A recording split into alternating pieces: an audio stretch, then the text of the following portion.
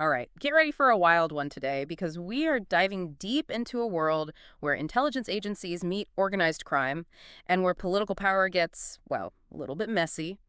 We're taking excerpts from Whitney Webb's Nation Under Blackmail, and let me tell you, this book is a doozy. We're talking hidden agendas, cloak and dagger operations, the whole 9 yards. It's really something how Webb connects the dots of Yeah. these systems, these networks going back decades. It's a lot to take in, but to understand the forces that shape our world from the shadows, well, you got to understand this stuff. No better place to start than with the story, right? One that really sums up this murky world we're talking about. Picture this. Lucky Luciano, infamous mobster, walks out of prison scot-free. Not because of some legal loophole, but because he cut a deal. And not just with anyone, with U.S. naval intelligence. Yeah, and as crazy as that sounds, that's just the tip of the iceberg. To really get this, we got to go back, way back to World War II. Remember the OSS? Precursor to the CIA, right? Exactly. And they were knee-deep in covert ops, working with all sorts of characters. And speaking of covert ops, what about the British security coordination during all of this? Weren't they masters of, well, let's just say shaping the narrative, planting stories, influencing public opinion, all to further their own intelligence goals? Oh, absolutely. They even had a hand in shaping public opinion here in the U.S., drumming up support for his centralized intelligence agency, something that wasn't exactly popular at the time. You know that story about FDR getting a news clipping from Vincent Astor warning about the threat of fifth columnists? I think I read about that somewhere, yeah. Yeah, that was likely a plant, a story put out there by the BSC, cleverly using the media to influence policy. Talk about writing the playbook on manipulating narratives, something that feels, well, pretty relevant even today. But here's what really gets me. This cozy relationship with organized crime, it didn't end with the war. If anything, it seemed to ramp up during the Cold War. You're right. The Cold War, it created this atmosphere, right? Intense anxiety, this fear of communism and intelligence agencies. Well, they often prioritize their goals over, let's just say, traditional legal boundaries. Take Luciano's deportation to Italy, for example. That wasn't just him getting out of jail, Yeah. right? Not even close. That was the start of something much bigger, believe me. You're suggesting they were basically outsourcing their dirty work, using guys like Luciano to do their bidding. You got it. And this wasn't just a one-off. It was a pattern, and a dangerous one at that. Yeah. Take the KMT, for example, the Chinese Nationalist Party. Okay, this is where it gets interesting. So after the Chinese Revolution, the KMT ends up in exile, controlling opium production in the Shan states. And guess who becomes their biggest customer? Don't tell me the CIA. Bingo. Well, not directly. It's more roundabout.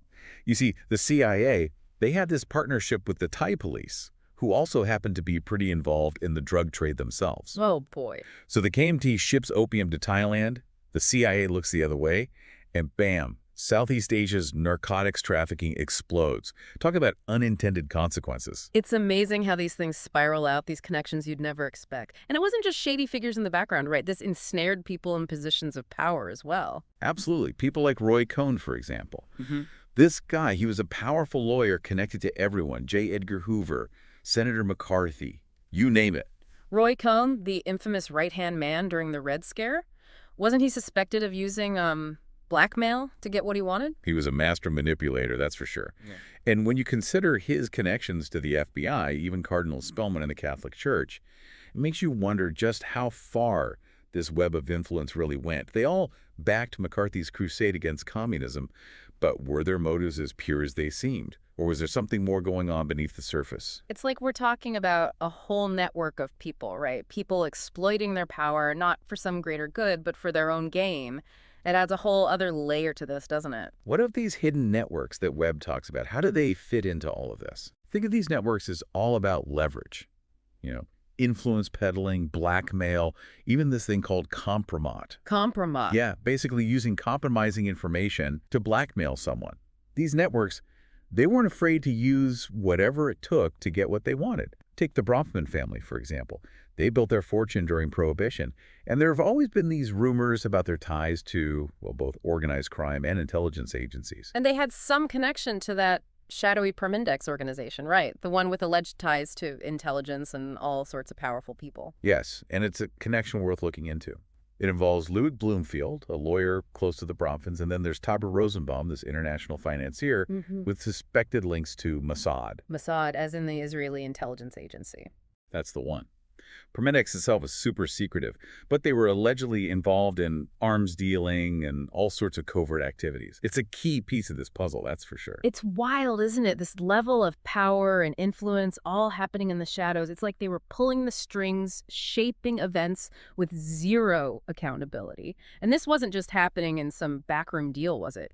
Webb mentions this social club, the Georgetown Club, where some of these connections were formed. Ah, yes, the Georgetown Club. It's a great example of how these networks could operate in plain sight. You had Robert Keith Gray, a big-time lobbyist, Tongson Park, a Korean businessman with suspected intelligence ties, even CIA operatives, all hanging out together. It's almost scarier to think that it wasn't just secret meetings and hidden agendas. It was happening out in the open, right there at social gatherings. Exactly. The Georgetown Club shows how these networks thrived on building relationships, exchanging information, consolidating power, and at the center of it all, money, of course. Let's talk about the money then. It's like wherever there's power and influence, you've got these money trails, right? And Webb, she really digs into this, uncovering some pretty questionable financial institutions. It really is like following the flow of dark money, this whole shadowy financial underworld.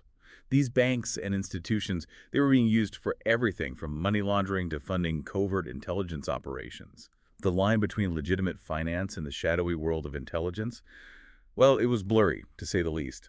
And we can't talk about shadowy finances and intelligence without mentioning the BCCI scandal, right? The Bank of Credit and Commerce International. Wasn't that one of the biggest banking scandals in history? It absolutely was. The scale of BCCI, it was unbelievable. This bank had branches everywhere, and it was essentially a laundromat for drug money, funds from corrupt regimes, you name it. When it finally collapsed in 1991, it sent shockwaves through the entire global financial system. But what Webb uncovers about the black network inside BCCI, that's what's really disturbing. This wasn't just a bank involved in some shady dealings. This was organized, systematic, involved in arms dealing, drug trafficking, even sex trafficking. It's terrifying how far this network reached. What exactly is a black network anyway? Basically, it's a secret network operating within a larger organization. They're all about illegal or unethical activities, and in BCCI's case, this network was incredibly well-connected, sophisticated. It's why they could keep operating even after the bank itself went under. That's just wild. A network so vast, so embedded, that it could survive something like that. Makes you wonder how much of this is still going on today, right under our noses. And BCCI wasn't the only one, was it? Didn't Webb also talk about Intermaritime Bank? Oh, absolutely. Intermaritime Bank, another piece of the puzzle. They were allegedly connected to Bruce Rappaport, an Israeli businessman, and let's just say he had a knack for operating on both sides of the law.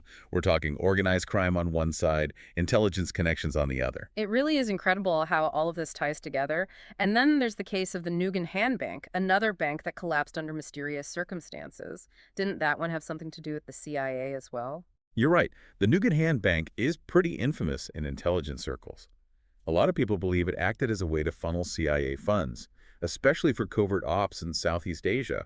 When the bank collapsed and they started investigating, well, it exposed this tangled web of intelligence operations, money laundering, the whole works. It's like these banks, these seemingly normal institutions, were just tools for intelligence agencies operating outside the rules. It's mind-blowing, the level of financial maneuvering and espionage going on. It's clear that money was the driving force behind all of this. Absolutely. Money kept these networks running, and these banks, both legit and not so legit, they were the pipelines. But it wasn't just money they were manipulating, right? Webb also gets into technology, information control. That's where things get really interesting, especially in our digital age. You're so right to bring up technology. It really feels like information, that's the real currency these days, isn't it? Control the information and you control everything. 100%. And when you talk about controlling information, well, the Promise software scandal, that's where things get really unsettling. For those of us who aren't, tech wizards, remind us about Promise. So Promise is this revolutionary software. Yeah. Could track and analyze massive amounts of data. Think of it as a dream tool for intelligence agencies. Right. But here's the thing. The allegation is that before they even sold it, U.S. intelligence, they had it bugged. Wait, so they were spying on people and making money off of it by selling this bugged software. That's messed up. It's a huge deal. Imagine this software in the wrong hands, right? You could monitor dissidents, track financial transactions, steal sensitive information, whatever you wanted. It makes you think about government overreach, privacy, all of it.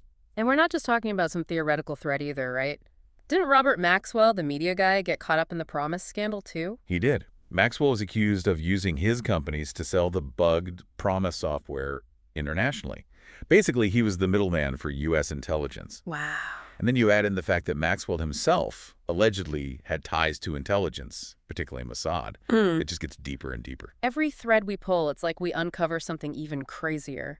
It makes you wonder, have things really changed that much? Sure, technology is different now, but is this stuff still going on, just hidden better? That's the million-dollar question. Technology evolves, but those base desires, the ones for power, control, influence, those never really go away. And as long as those are in play, there's always that potential for abuse, especially now with how much data is out there. Kind of a scary thought. But I guess that's why books like Webb's are so important, shining a light on all of this, reminding us what can happen when power goes unchecked and, when technology gets ahead of our ethics. Exactly. One Nation Under Blackmail. It's not just a history lesson. It's a call to action, right? To think critically, question everything, be careful with our own information. Man, Webb's book has taken us down quite a rabbit hole, from backroom political deals to this whole shadow financial system, even into the digital world. It's clear these systems are complex, they're interconnected, and they don't want us to see them. And that's why we have to keep talking about it. Sunlight is the best disinfectant. 100%. We've covered a lot today, from the history of these systems, the people, the institutions, the power they have. But as we've seen, there are still a lot of unanswered questions. That's how they want it. But we can't let that stop us. We have to stay informed, ask the tough questions, demand better from the people in charge. Well said. So, to everyone listening, we leave you with this. What are you going to do with what you've learned today? Let it spark your curiosity, do your own research, maybe even speak up and demand some transparency. The choice is yours. Thanks for joining us on this deep dive.